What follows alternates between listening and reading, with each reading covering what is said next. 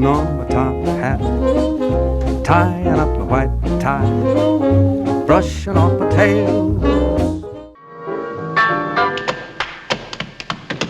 Heaven, I'm in heaven.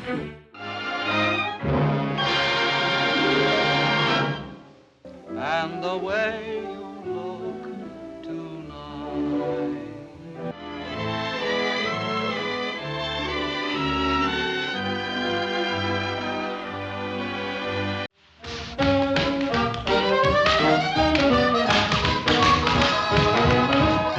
Goodbye, my friends. I'll see you all in Glockamora. Some fine day.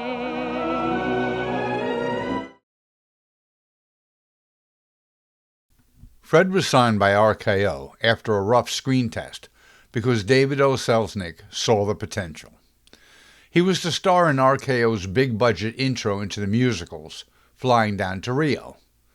But RKO ran into production delays and loaned Fred out to MGM to play a part in their big hit, Dancing Lady.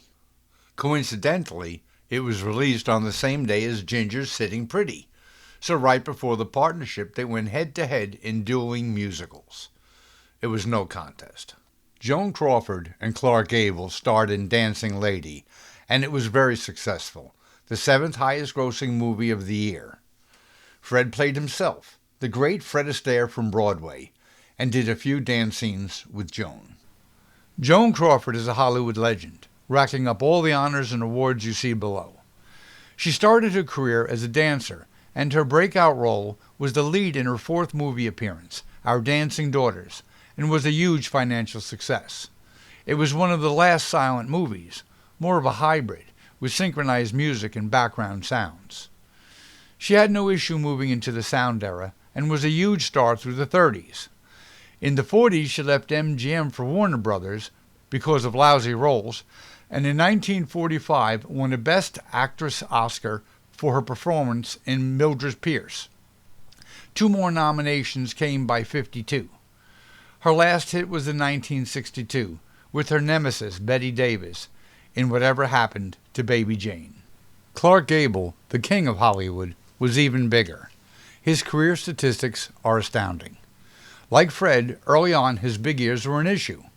Warner Brothers executive Darryl F. Zanuck said, "His ears were too big and he looks like an ape." Joan Crawford got him his breakout role when requesting him to co-star with her in 1931's Dance Fools Dance, and they would star together in 7 more movies, including Dancing Lady. He was at the very top through the 30s and early 40s, and then served for 3 years in the Air Force during World War II. When he returned in 46, he was still 7th to 13th top money maker through 1950, and remained on the list every year but one through 1957. Franchot Tone plays a rich man who takes a liking to the at-the-time down-and-out Crawford, and through the movie is Crawford's other romantic interest. He had a nice career, including being nominated for Oscar Best Actor in Mutiny on the Bounty, again with Gable. He is credited with the Oscars introducing the Best Supporting Actor and Actress categories because of this nomination. He had several other outstanding performances. Starting on Broadway, in his 2nd movie he co-starred with Crawford, the first of 7 movies they did together. They were married in 1935, divorced in 1939, but remained lifelong friends, and Crawford paid his medical bills when he was dying of cancer.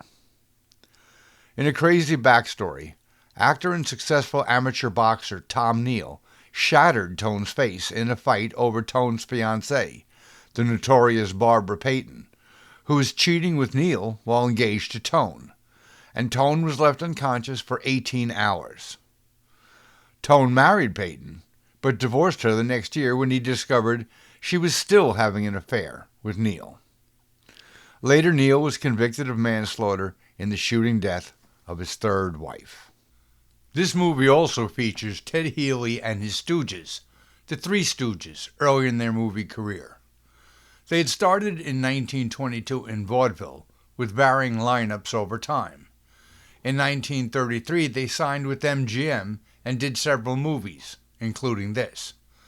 In 1934, they split from Healy and moved to Columbia as the Three Stooges, and their 90 shorts between 1934 and 1946, later a mainstay on television, is the most remembered parts of their careers.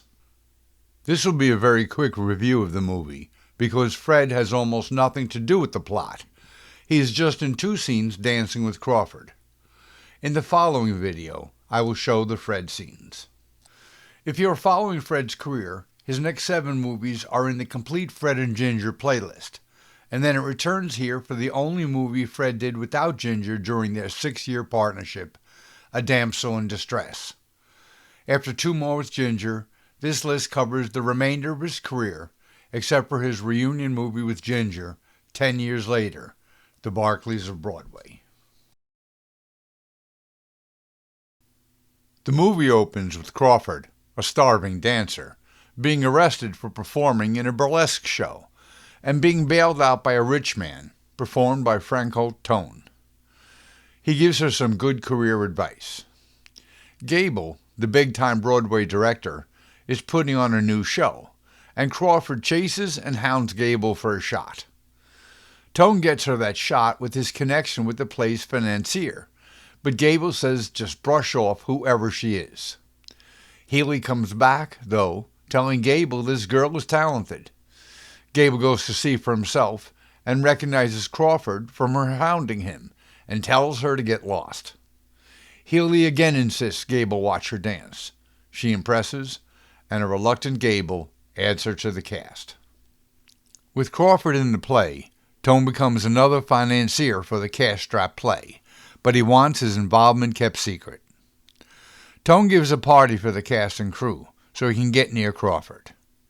Interestingly, Arthur Jarrett, a popular singer in the 30s and 40s, and who sang "Have You Ever Seen a Dream Walking with Ginger and Sitting Pretty," sings several songs here, but is uncredited. It works for Tone as he finally kisses Crawford. The next morning, though, Crawford has nice moments with Gable in the exercise room. Tone takes Crawford on a drive to meet the family, something obviously he does not really do. Then he proposes to her, but she declines. She is focused on her career.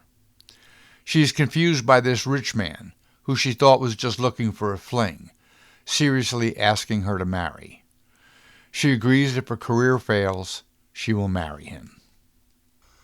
Gable is obviously jealous about Crawford's romance with Tone, and they squabble again. Gable calls her into his office. She thinks she's being canned, but instead she's going to have the top spot in the play.